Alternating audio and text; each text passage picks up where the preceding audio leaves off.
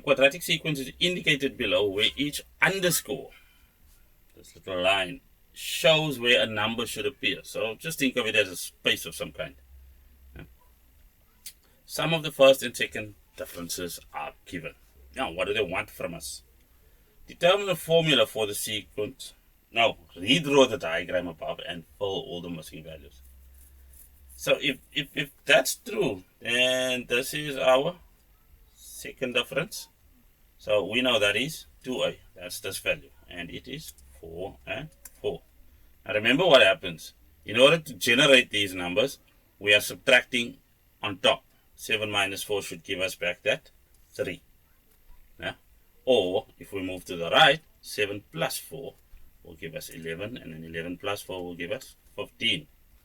Now, we're going to need to just remove these a bit. This minus this will give us that. Or if we reverse it, 2 plus 3 gives us 5. 5 plus 7 will give us 12. 12 plus 11 will give us 23. And 23 plus 15 will give us 38. That should take care of these marks. Now, in order to get our formula that we required, it should actually be 2.1a. Bad examiner, bad examiner.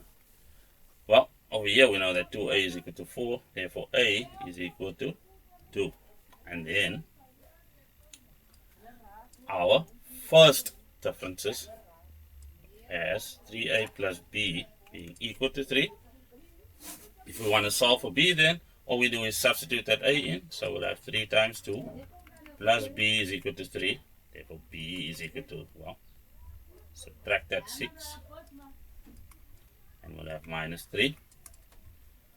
And then finally, we have that 2 is equal to a plus b plus c. So if we were to do that substitution, we'll have, well, our a value is 2 plus our b value being minus 3 and then plus c. And that's all equal to, once again, just 2. That means our c value is equal to,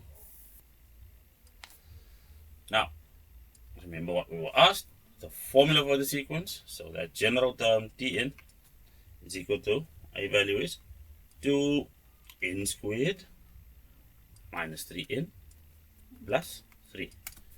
That answers their questions for them.